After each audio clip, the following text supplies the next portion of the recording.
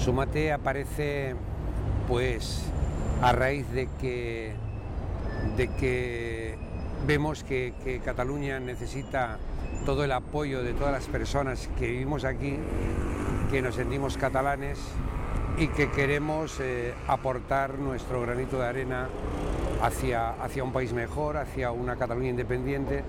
hacia la única manera que hay de salir del atolladero en que nos han metido siempre los gobiernos de España.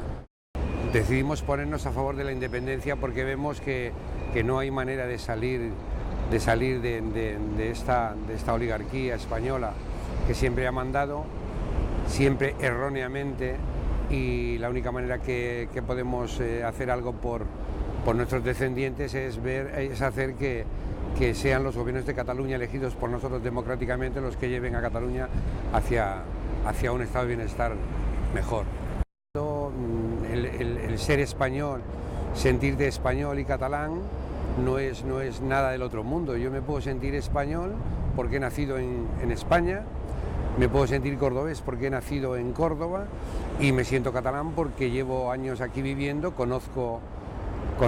las personas catalanas, conozco la ideología, la idiosincrasia catalana y por lo tanto estoy a favor de Cataluña, de la independencia de Cataluña. Es cuestión de dignidad, de justicia, simplemente.